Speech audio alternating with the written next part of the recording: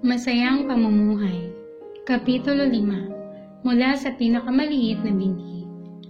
Sa malaking pulutong ng mga tao na nakinig sa pangaral ni Kristo ay marami roong mga Pariseo. May paghahamak na pinansin ng mga ito kung gaano kakaunti sa kanyang mga tagapakinig ang kumikilala sa kanya bilang Mesyas. At sila ay nangagtanong-tanungan kung paano may tataas na hindi nagkukunwaring gurong ito ang Israel sa pansansinukob na pamumuno. Kung walang mga kayamanan, kapangyarihan o karangalan, paano niya itatatag ang bagong kaharian? Napagtanto ni Kristo ang kanilang mga iniisip at kaya sila ay kanyang sinagot. Sa ano natin itutulad ang kaharian ng Diyos? O sa anong talinhaga isasaysay natin ito? Sa mga pamahalaan sa lupa ay walang magsisilbing kawangis nito. Walang lipunang sibil na nakapagbigay sa kanya ng isang simbolo. Ito'y tulad sa isang butil ng binhi ng mustasa, wika niya, na pagkasik sa lupa, bagamat siyang lalong pinakamaliit sa lahat ng mga binhi na nangasa lupa, gayon may pagkatanim ay tumataas at lumalaki ng higit kaysa lahat ng mga gulay at nagsasanga ng malalabay. Ano pat ang mga ibon sa langit ay mga kasisilong sa kanyang lilim. Ang binhi sa buto ay tumutubo sa pamamagitan ng pamumukadkad ng pinagmumulan ng buhay na kaloob ng Diyos. Ang pagtubo nito ay hindi nakabatay sa kapangyarihan ng tao. Ganyan din ang sa kaharian ni Kristo. Iyon ang isang bagong nilalang. Ang mga simulay ng pagtubo niyaon ay kasalungat ng mga nagpupuno sa mga kaharian ng sanlibutang ito. Ang mga pamahalaan sa lupa ay nagtatagumpay sa pamamagitan ng paggamit ng lakas. Napapanatili nila ang kanilang pagpupuno sa pamamagitan ng digmaan. Ngunit ang tagapagtatag ng bagong kaharian ay ang prinsipe ng kapayapaan. Ang banal na espiritu ay kumakatawan sa mga kaharian ng sanlibutan na nasa ilalim ng sagisag na mababangis na hayop na manghuhuli. Datapat si Kristo ay ang kordero ng Diyos na nag-aalis ng kasalanan ng sanlibutan. Sa kanyang panukala ng pamamahala ay wala ang paggamit ng lakas na pipilit sa budhi.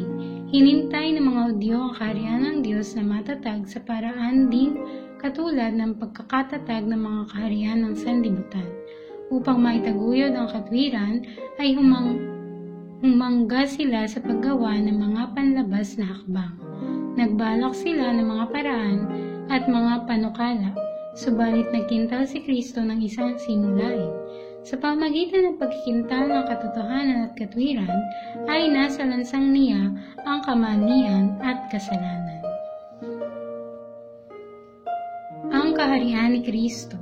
Habang sinasalita ni Kristo ang talinhagang ito, ang halamang mustasa ay nakikita sa malayo at sa malapit, na pumapaitaas sa ibabaw ng damo at butil, at ang mga sanga nito ay marahang gumagalaw sa hangin. Ang mga ibon ay palipat-lipat sa maliliit na sanga, at nagsisipag-awitan sa gitna ng makakapal na dahon. Gayunpaman, ang binhing pinagmula ng higanting halamang ito ay kabilang sa pinakamaliit sa lahat ng mga binhi. Sa pasimulay, nag-usbong ito ng isang murang supang, ngunit ito'y matibay at lumaki at yumabong hanggang sa sapitin nito ang kanyang kasalukuyang laki at taas. Kaya ang kaharian ni Kristo ay waring aba at walang saysay sa pasimula nito. Kung ihambing sa mga kaharian sa lupa, ito'y lumilitaw na siyang pinakamaliit sa lahat. Ang pag-angkin ni Kristo na pagiging isang hari ay nilibak ng mga naghahari sa sanlibutan. Gayunmay, sa makapangyarihang katotohanan ng pinagkatiwala sa kanyang mga tagasunod ay nag-aangkin ang kaharian ng Ebanghelyo ng isang buhay na banal. At gaano nga kabilis na ito'y lumaki, gaano kalawak ang paglaganap ng impluwensya nito. Nang salitain ni Kristo ang talinhagang ito, ay ilan lamang magbubukid na taga-Galilea ang naroon upang kumatawan sa bagong kaharian.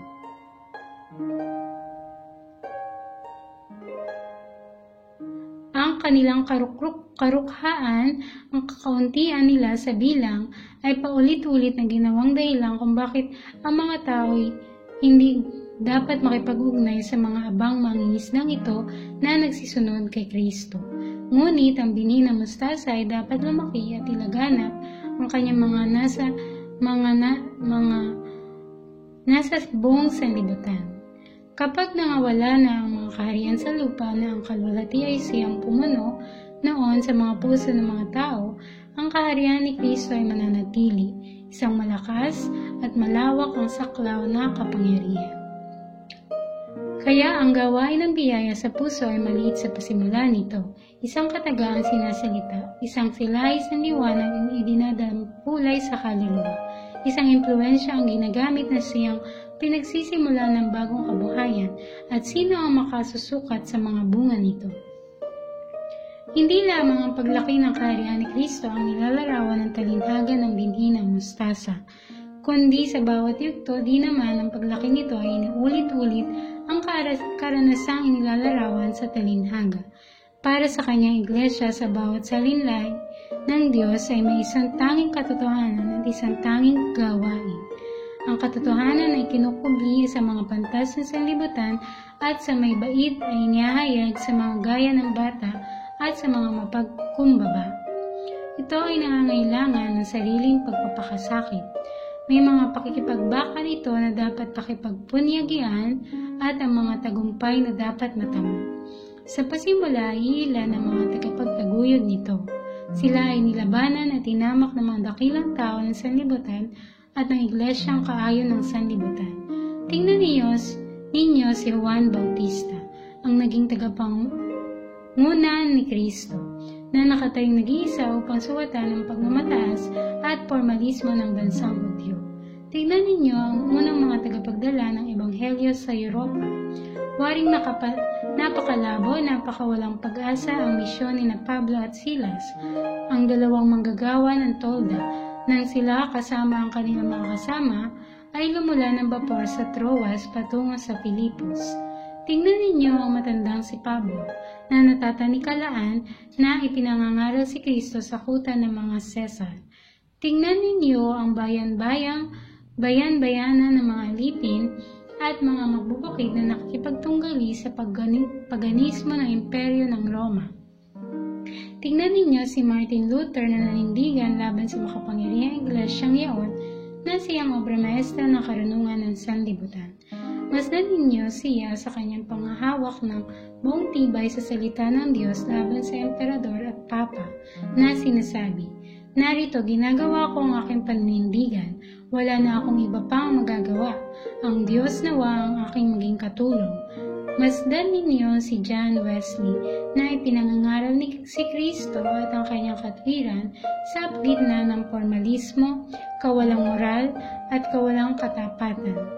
Masdan ninyo ang isa na nabibigatan sa taglay ng mga kapigatian ng di sumasampalatayang sanlibutan na namamanhik para sa karapatan na madala sa kanila ang pabalita ng pag-ibig ni Kristo.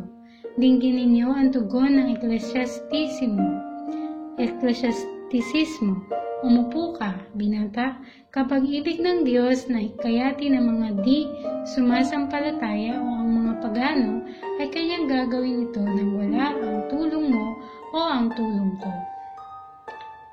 Ang mga dakilang leader ng relihiyon sa sali ng lahing ito ay nagtatanyag ng mga papuri at nagsisipagtayo ng mga bantayog niya o mga nagasik ng bini ng katotohanan mga dantaon na ang nakaraan.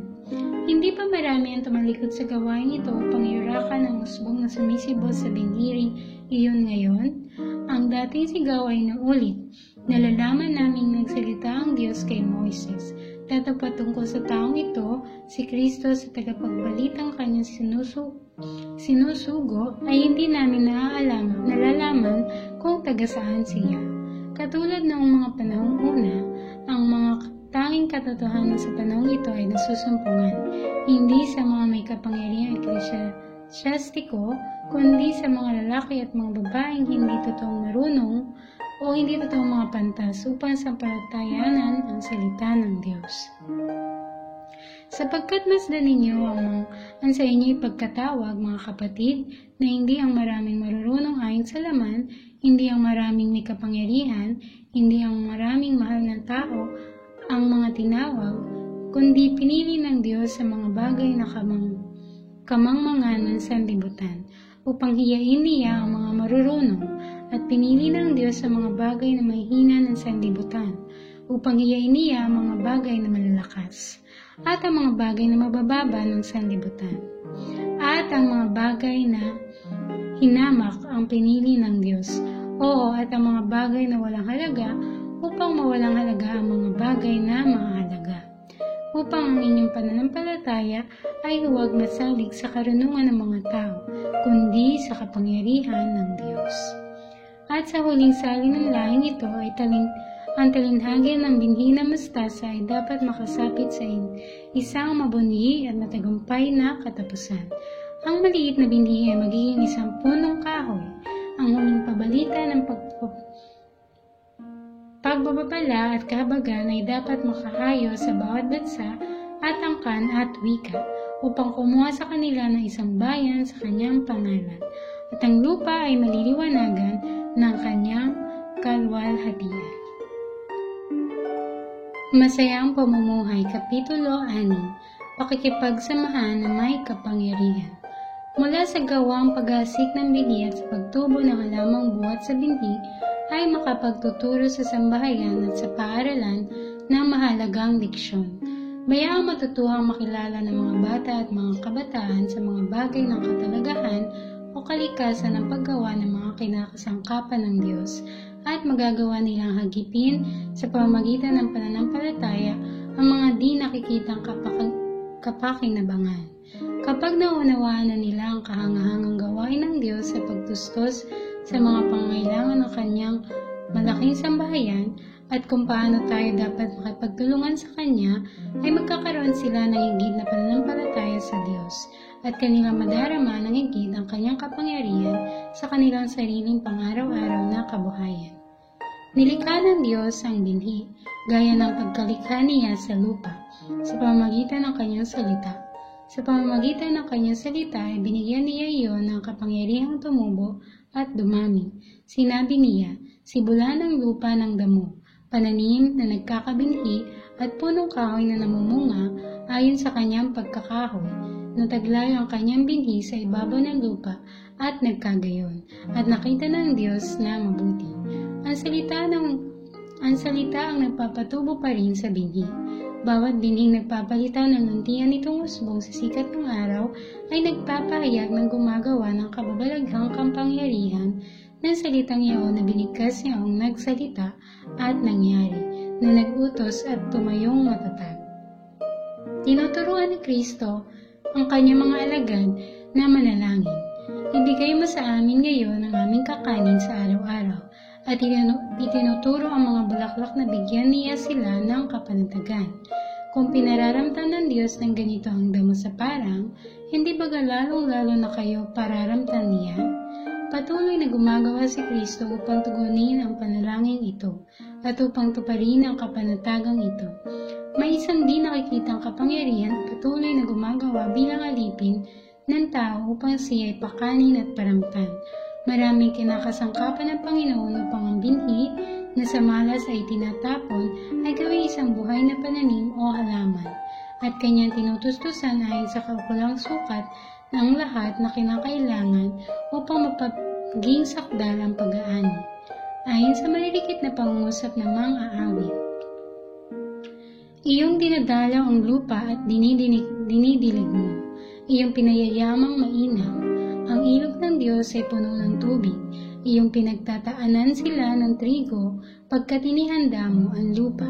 Iyong dinidilig ang kanyang bungkal ng sagana. Iyong pinapantay ang kanyang mga bungkal. Iyong mga pinalalambot ng ambon. Iyong pinagpapala ang pagsibol niyaon. Iyong dinudulutan, pinuputungan ng taon ng iyong kabutihan, at ang iyong mga landas ay pumapatak ng katabaan. Ang materyal ng sanlibutan ay nasa ilalim ng pagpupuno ng Diyos. Ang mga batas ng kalikasan ay tinatalima ng kalikasan. Lahat ng bagay ay nagsasalita at gumaganap ng kalooban ng lumikha. Ang alapaap, ang sikat ng araw, ang hamog at ulan, ang hangin at bagyo, lahat ay nasa ilalim ng pangasiwa ng Diyos at sa ganap na tumatalima sa kanyang utos.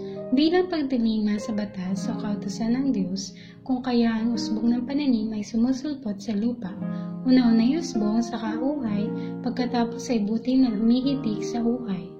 Ito pinatutubo ng Panginoon sa kani-kanilang naaangkop na panahon sapagkat hindi nila nilalabanan ang kanyang paggawa. At maaari kaya na ang taong ginawa ayon sa larawan ng Diyos na pinagkalooban ng katalinuhan at kapangyarihan ng pagsasalita ay siya lamang di magpapahalaga sa kanyang mga kaloob at susuway sa kanyang kalooban. Ang mga may talino ba lamang na mga ngakay na pala magiging sanhi ng kaguluhan sa ating sanlibutan? Sa lahat ng bagay na nakahilig sa ikatataguyod ng tao, ay namamalas ang pagtutulungan sa paggawa ng Diyos at ng tao. Hindi magkakaroon ng pag-aani, malibang gampanan ng kamay ng tao ang bahagi nito sa paghahasik ng binhi.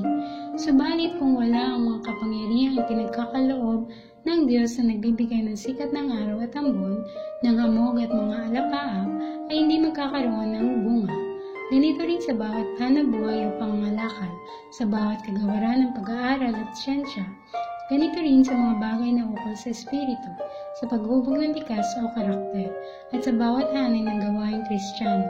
Mayroon tayong bahaging dapat gampanan, subalit dapat ding mapasa atin na pakikipagtulungan ng kapangyarihan ng Diyos sapagkat kung hindi ay mawawalang saysay ang ating mga pagsisikap o mga paggawa. Kailanmat may anumang nagagampanan ng tao, ito man ay sa mga hanay na ukol sa espiritu o ukol sa lupang ito, ay dapat niyang isang-isip na nagagawa niya ito sa pamamagitan ng pakikipagtulungan ng lumikha sa Kanya. Malaki ang pangangailangan natin na madama ang ating pagsandig o pagdepende sa Diyos. Totoong malaki ang pananalig na iniukol sa tao, totoong malaki ang pagtitiwala sa mga imbensyon ng tao. Totoo namang kakaunti ang pananalig sa kapangyarihang handang ibigay ng Diyos. Tayo ay mga kamanggagawa ng Diyos. Di masukat ang kahinaan na nagagawa ng tao. Subalit kung siya ay nakakawing sa pagka-Diyos ni Kristo, ay magagawa niya ang lahat ng mga bagay sa pamagitan ng kalakasang ipinagkaloob ni Kristo. Ang unti-unting pagtubo at paglaki ng halamang buhat sa binhi ay isang pakay na aral sa pagtuturo sa bata. Naroon ang unang-unay usbong sa kauhay, pagkatapos ay butil na humihitik sa uhay. Siya na nagbigay ng talinghagang ito ay siyang lumikha sa maliit na binhi. Pinagkalooban niyo ng mga angkinang pambuhay at inakda ang mga batas sa mga kautusang nangangasiwa sa pagtubo niyo.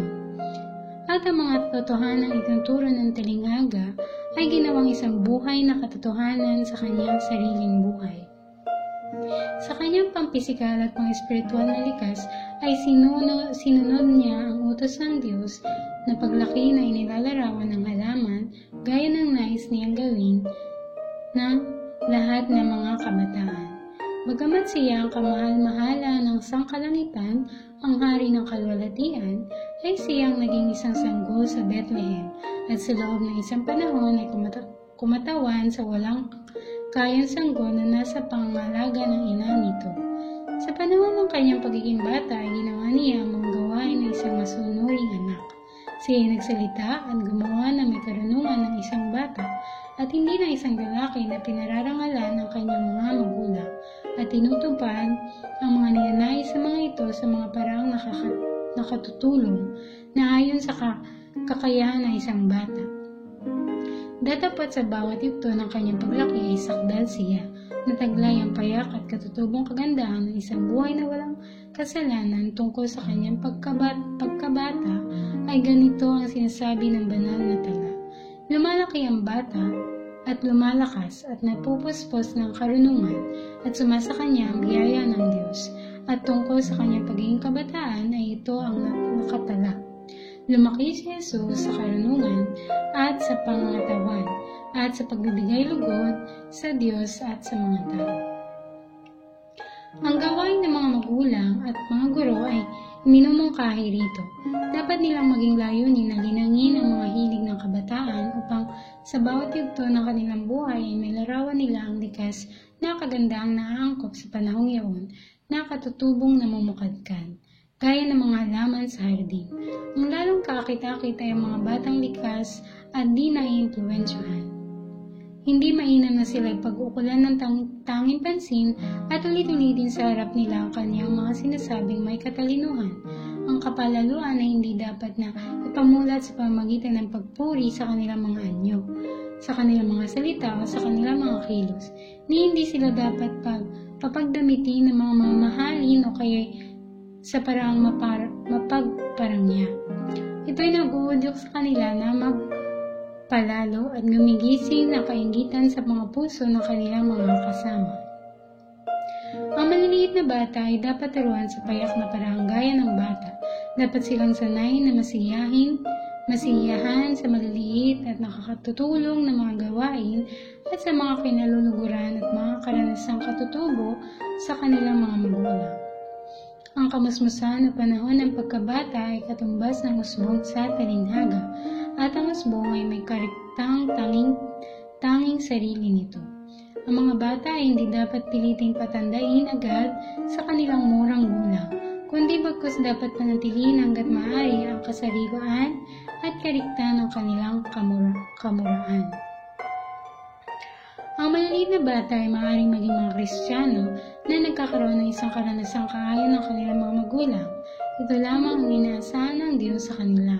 Dapat silang turuan sa mga bagay na ukol sa Espiritu at dapat silang bigyan ng mga magulang ng bawat pakikinabangan upang sila ay magkaroon ng mga likas na kawangis ng likas ni Kristo.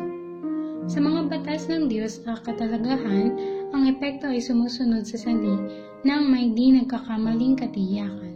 Ang pag-aani ay nagpapatotoo tungkol sa naging kung ano ang pag-asik.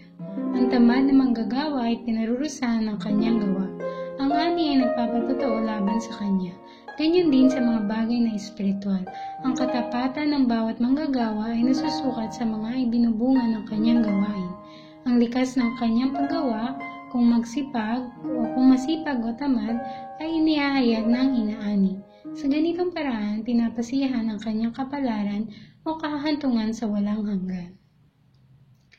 Bawat binging inihahasik ay nagbubunga ng aning kauri nito. Ganyan din sa buhay ng tao. Kailangan natin lahat na magasik ng mga binhi ng kahabagan, pakikiramay at pag-ibig, sapagkat mag-aani tayo ng ating inihahasik. Bawat likas ng pagkakamakasarili, pag-ibig sa sarili, pagpapahalaga sa sarili at bawat gawa ng pagpapalayaw sa sarili ay mag-aani ng ganito rin.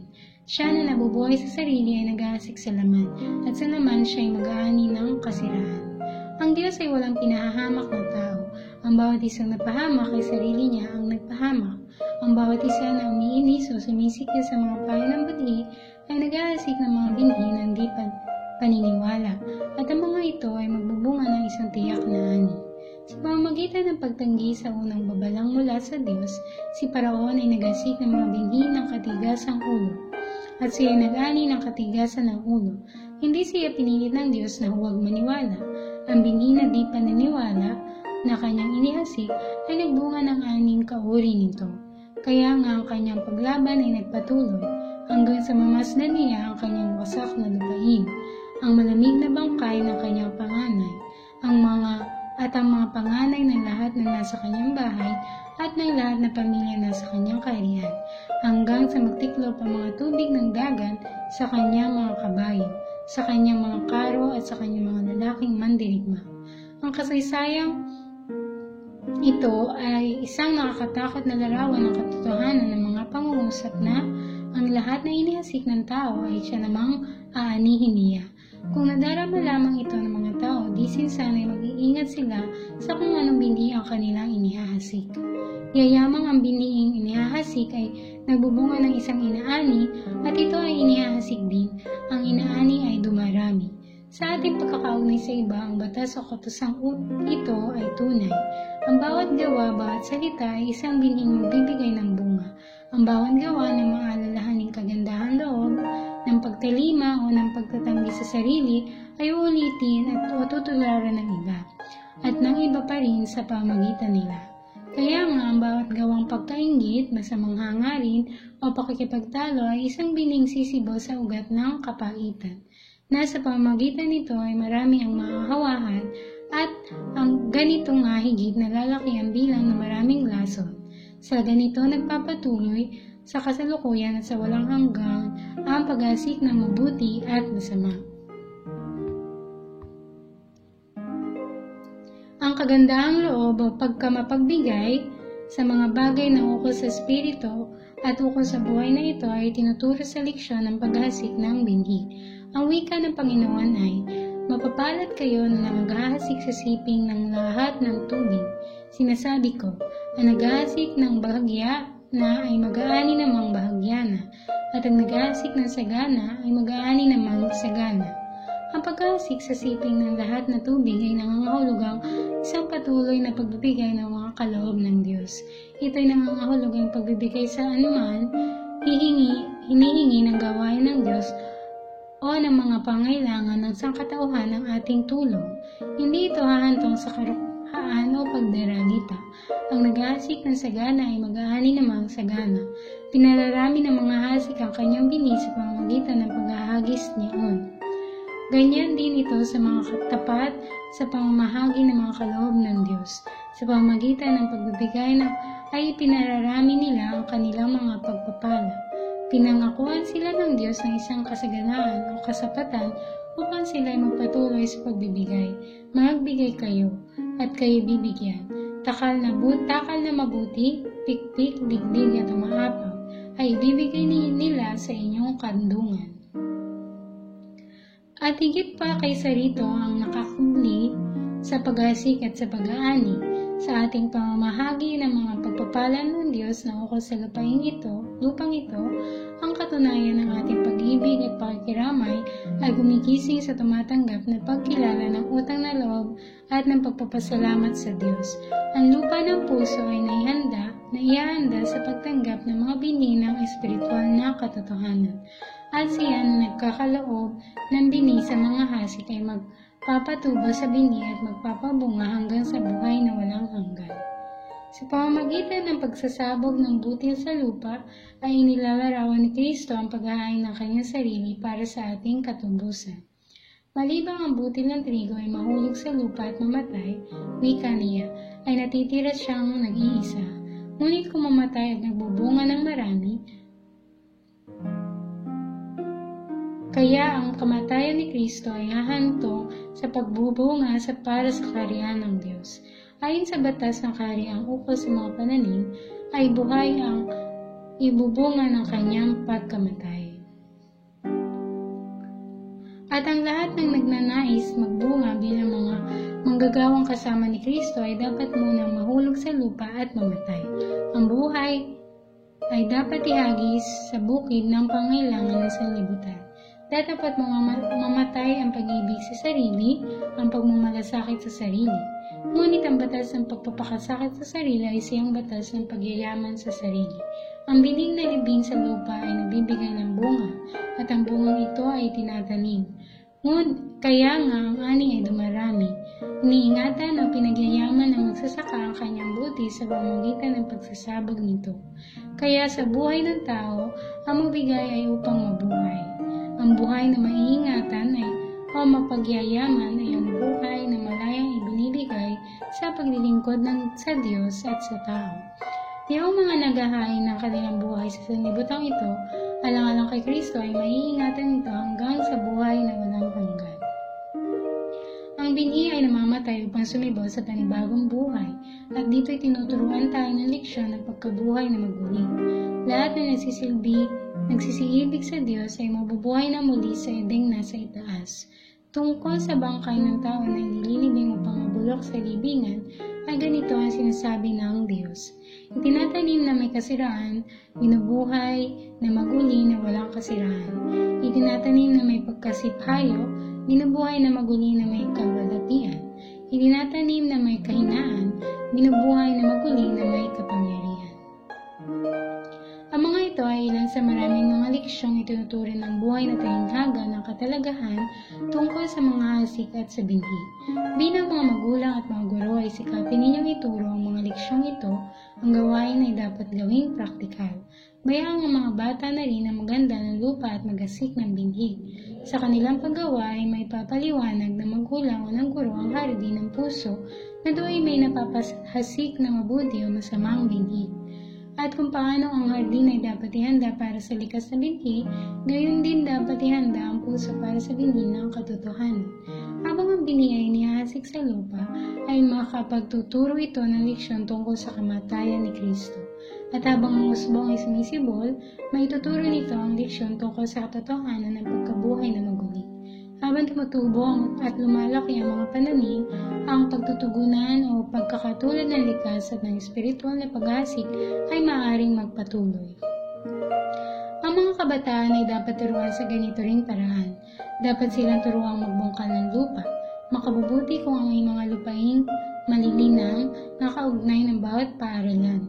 Ang mga ganitong lupain ay dapat iturong na sariling silid-paaralan ng Diyos. Ang mga bagay ng katalagahan o kalikasan ay dapat tingnan bilang isang aklat-aralin na dapat pag-aralan ng kanyang mga anak at mula roon ay maaari silang makapagtamo ng kaalaman tungkol sa kalilinan ng kaluluwa. Sa pagbubungkal ng lupa sa paglalawag at paglilinaw ng lupain ay may mga leksyong maaaring patuloy na matutunan. Walang mag-iisip na manirahan sa isang piraso ng lupa na iyon ay aasahan kaagad na magbibigay ng isang aanihin. Kasigasigan, kasipagan at matiyagang paggawa ang dapat na iukol sa pagbungkal ng lupang inihanda sa paghasik ng binhi. Ganyan din sa espiritual na paggawa sa puso ng tao. Yung mga nagnais na makinabang sa pagbungkal ng lupa ay dapat humaing taglay ang salita ng Diyos sa kanilang mga puso. Kung gayong masusumpungan ang napabayaang lupa ng puso na nabungkal sa pamamagitan ng nagpapalambot at nagpapasukong impluwensya ng banal na espiritu. Malibang bigyan ng lupa ng puspusang paggawa, ito'y hindi magbibigay ng ani. Ganyan din sa lupa ng puso, dapat gumawa rito ang espiritu ng Diyos upang ito'y pakainisin at disiplinahin, bago ito makapagbigay ng bunga sa kalwalhatian ng Diyos. Ang lupa ay hindi magbibigay ng mga kasaganaan nito kapag binungkal sa pamamagitan ng biglang udyok ng damdamin. Ito'y nangangailangan ng masusing pag-aasikaso araw-araw. Dapat itong araruhing madalas at malalim. Taglay ang pagnanasang maalis sa mga damong kumukuha ng pagkain sa mabuting binhing itinanim. Sa ganitong paraan, naghahanda sa pag-aani ang mga nag-aararo at naghahasik. Hindi kailangan ng sino man na tumayo sa bukid sa gitna ng malungkot na pagkawasak ng kanilang mga pag-asa. Ang pagpapala ng Panginoon ay mabababaw sa mga gumagawa ng ganito sa lupain, na natututo ng mga espiritual na leksyon mula sa katalagahan. Sa paglilinaw ng lupa ay kakaunti ang nalalaman ng nagpapagal kung anong mga kayamanan na mabubuksan sa harapan niya. Bagamat hindi niya dapat tamakin ang turo o tagubiling maaaring matipon niya buhat sa mga isipan ng mga nagkaroon na ng karanasan at sa buhat sa impormasyong maaaring ipagkaloob ng matatalinong tao, siya na rin ay dapat magtipon ng mga leksyon para sa kanyang sarili. Ito ay isang bahagi ng kanyang pagsasanay o pag-aaral. Ang paglilinang ng lupa ay mapapatunay ng isang pagpapanutos sa kaluluwa. Siya na nagpapasibaw sa binhi na nangangalaga rito araw at gabi, na nagbibigay rito ng kapangyarihan upang tumuba at lumaki, ay siyang author o gumawa ng ating pagkatao, ang hari ng kalangitan, at siya ay nagsasagawa pa rin ng higit na malaking pag-iingat at pagmamalasakit sa kapakanan ng kanyang mga anak. Samantalang itinatanim ng taong mga hasik ang binhi upang sustinihin ang ating buhay sa lupa, itatanim naman ng Diyos sa mga hasik na mga hasik sa kaluluwa, ang binhing magbubunga hanggang sa buhay na walang katapusan.